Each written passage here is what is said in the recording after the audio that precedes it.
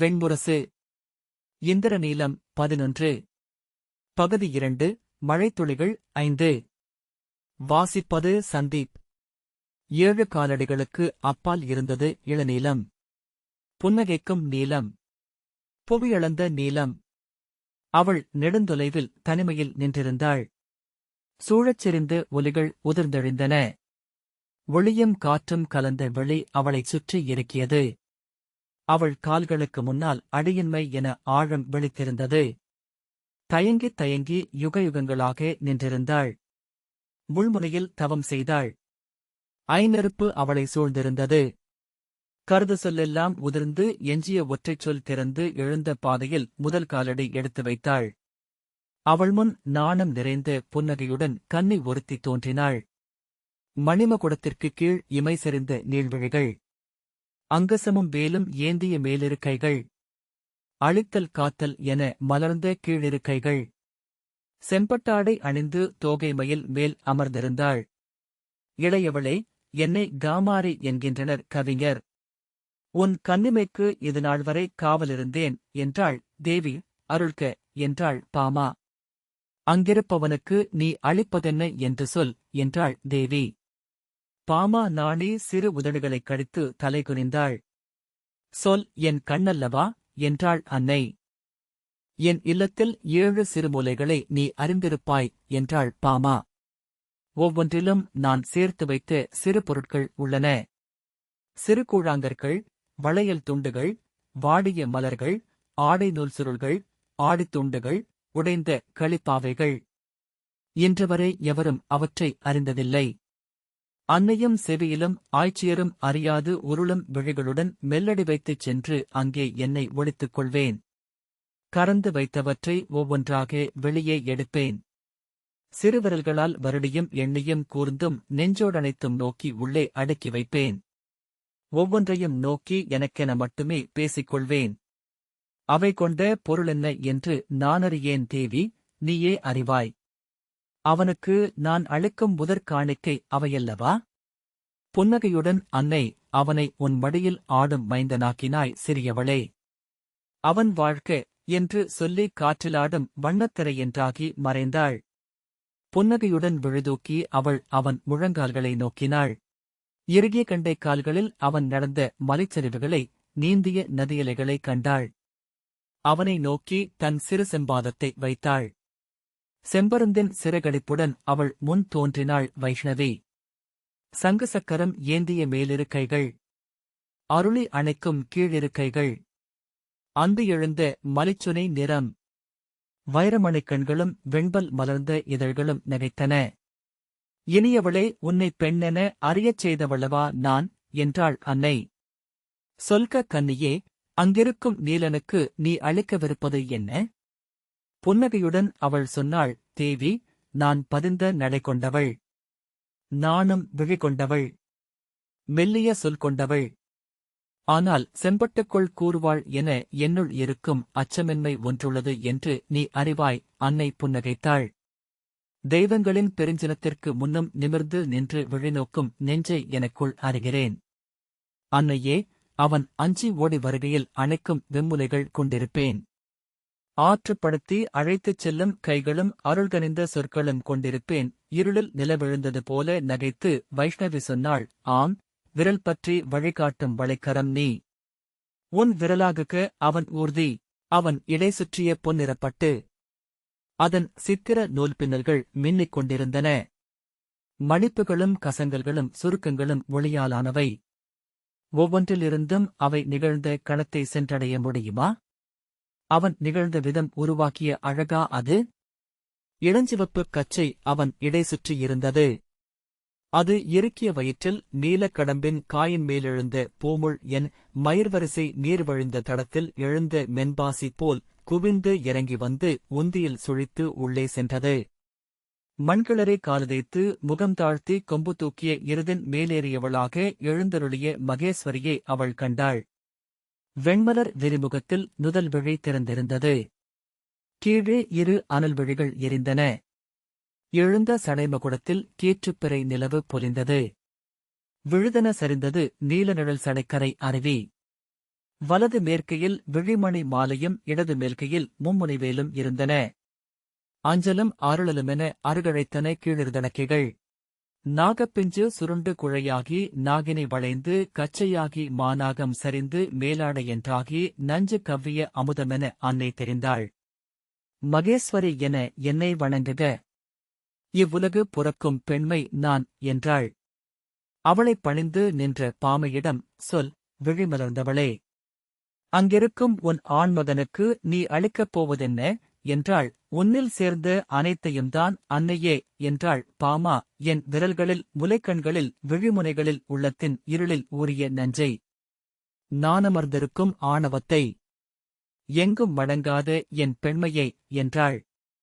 என்னை வெல்லும் விழைவை, வென்றமையும் நிறைவை, நெஞ்சிலும் தலையிலும் 100 விழுப்புண்களை ஒளிரும் பற்காட்டி நகைத்து அன்னை சொன்னாள். ஆம், அவன் பேரின்பம் கொண்டவனாவான். நிலவென மென்மயிர்கற்றை கொண்டு எழுந்த அவன் நெஞ்சைக் கண்டாள். மழைமுகில் பரந்த நீலவானம். அவள் முகமெனும் கதிர் மூழ்கி மறையும் நீலவெறிவு. அணுக அணுக திசையென்றாகும் பரப்பு. விலாவெலும்புகளின் வளைவுகள். பிளந்து இரு புயம் நோக்கி விரிந்த கருங்கற்பலகைகள் மேல் 2 செம்மணிகளை வைத்த ஆட்டக்களம். விண்ணோக்கி எழும் தளிர் என அந்நீலம் நோக்கிச் சென்றாள். மண்ணில் உதிரும் எரிமீன் என அப்பரப்பு நோக்கி விழுந்தாள். இருளெழுந்தது போல் வராகி அவள் முன் எழுந்தாள். பன்றிமுகம். மதமெழுந்த சிறுவழிகள் சேற்றில் நின்ற கெண்டை என ஒளிவிட்டசைந்தன.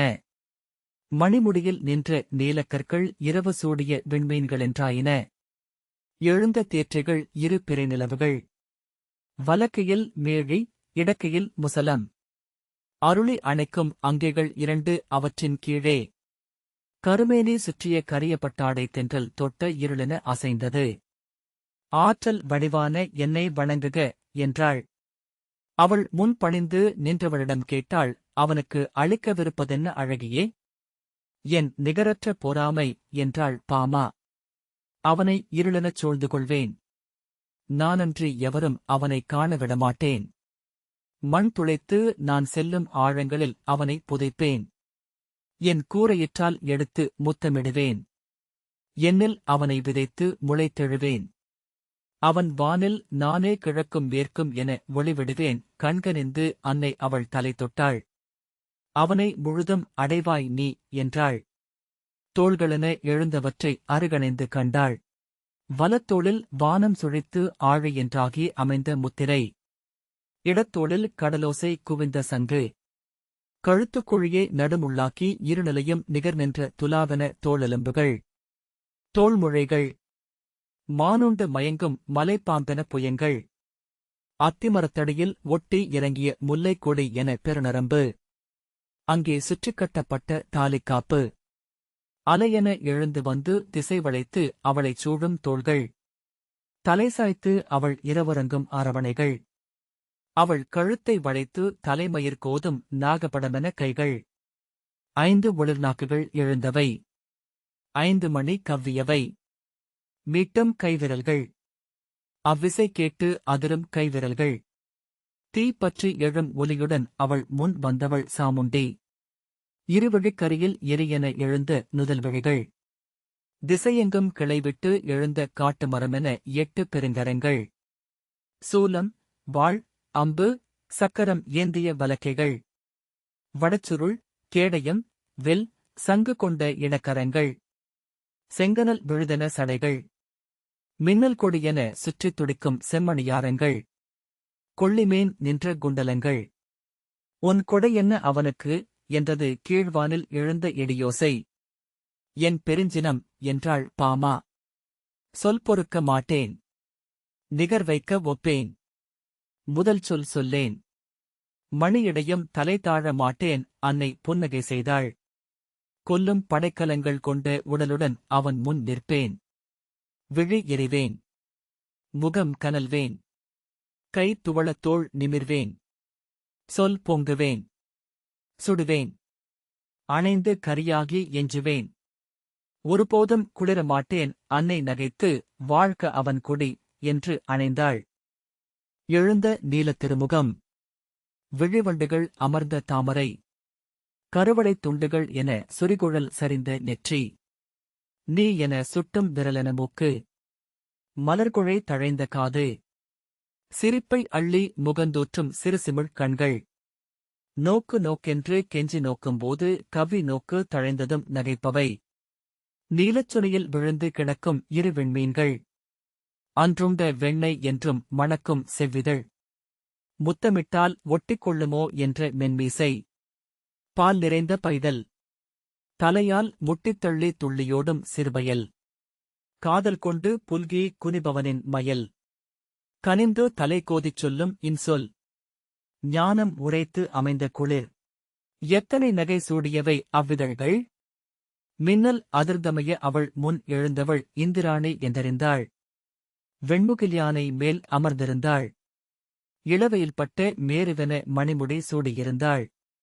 செம்பொன் பட்டாடை மின்னி அலங்க வலக்கால் மடித்து இடக்கால் நீட்டி நிமிர்ந்தமர்ந்து புன்னகைத்தாள். நீல எழில்விழிகள் நடுவே நெற்றியில் அமைந்த செந்தூரம். காத்தும் கனிந்தும் விரிந்த கைகளில் சங்கும் சக்கரமும் விழுந்தன. அரசி, சொல்க. ஏதளிப்பாய் அவனுக்கு என்றாள். நிகரென அமர்வேன் என்றாள் பாமா. அவன் அடைந்தவற்றுக்கெல்லாம் பாதியாவேன். அவன் அறம் வளர்க்கையில் துணையாவேன். அரியணை வீற்றிருப்பேன். அவன் இல்லமெங்கும் நிறைவேன். முற்றத்தில் கோலம். முகப்பறையில் மலர்ச்செண்டு. மஞ்சத்தில் மது. அடுமனையில் அனல். புறக்கடையில் பசு. அன்னை கைதூக்கி அவள் நெற்றியைத் தொட்டு அவ்வாறே ஆகுக என்று வாழ்த்தி மறைந்தாள். குழலில் எழுந்த விழியை அவள் கண்டாள். நோக்கா விழி. ஒரு சொல்லும் எஞ்சாதது. அழகொன்றே ஆகி அமைந்தது. காற்றில் மெல்ல நலங்கியது. கருமுகில் மேல் எழுந்த இந்திரநீலம். அவள் அருகணைய இளந்தென்றல் என அவள் முன் தோன்றியவள் பிராமி. விழிமணி மாலை என ஒழுகிய ஓங்காரம். வான்கங்கை நிறைத்த பொற்கமண்டலம். குளிர்முகில் தேங்கிய விரிவிழிகள். வாழ்த்தும் வளமும் என ஆன செங்கைகள். அலைபிறந்த நுரையென தூவிக் கொண்ட அன்னம் மேல் மலரமர்வில் அமர்ந்து புன்னகைத்து அவள் வினவினாள் அளிப்பதற்கு எஞ்சுவதென்ன மகளே. அவன் மறைந்தபின் எஞ்சும் விழிநீர் என்றாள் பாமா. இறுகி ஒரு வைரமென்றாகி அது என்னில் நிறையும். அதை விண்ணுக்கு எடுத்துச் சென்று அவனுக்குப் படைப்பேன். ஏழ்பிறவியில் எவரும் தீண்டாத ஒன்று. அவன் சொல் நின்ற கலம். அவன் குடி எழுந்த நிலம். அவன் குலநினைவுகளில் அன்னை என்றாவேன். அவன் கொடிவழியினர் பாடும் பெருந்தெய்வம் நான் அன்னை விழிமலர்ந்து அருள் பெருக என வாழ்த்தி மறைந்தாள். 7-8 வைத்து அவனருகே சென்றடைந்தபோது அவள் மேலுதடு பனித்திருந்தது. நடுங்கும் கைகளில் நின்று குவளை அதிர்ந்து கொண்டிருந்தது. அவன் அருகே நின்றிருந்த அவள் தந்தையிடம் சொல்லாடிக் கொண்டிருந்தான். அவள் அசைவைக் கண்டு திரும்பி நோக்கினான். என் மகள் சத்யபாமை என்றார் சத்ராஜித். தங்கள் குலம் வாழ்த்தப்பட்டது என்றான். தங்களுக்கான அமுதம் என்று அவள் சொன்னதை உதடுகள் உச்சரிக்கவில்லை. அவன் கை நீட்டி அவள் தாளத்தை பெற்றுக்கொண்டான். தாளா எடை ஒன்று அகன்றது போல் அவள் நிமிர்ந்தாள். அப்பத்தை வலக்கையில் எடுத்து அவன் மெல்ல கடிப்பதை, இடக்கையில் ஏந்திய குவளையிலிருந்து ஒரு மிடறு அருந்துவதை, மென்மயிர்படிந்த அவன் கன்னம் அசைவதை அவள் நோக்கி நின்றாள். பின்னாலிருந்து அவளை செவிலியனை நோக்குவதை உணர்ந்து திரும்பி நோக்கினாள். வந்துவிடு என்று உதடை அசைத்துச் சொல்லி விழியால் ஆணையிட்டாள். எங்கிருக்கிறோம் என்று உணர்ந்து ஒரு கணம் விதிர்த்தாள். ஓசை கேட்ட இளமான் என துள்ளி திரும்பி ஓடிச் சென்று அன்னையை அணுகி தோள் தழுவிக் கொண்டாள். மாமங்கலையாகுக்கு கண்ணே என்றாள் மகதி. இந்த வாசிப்பை கேட்டதற்கு நன்றி.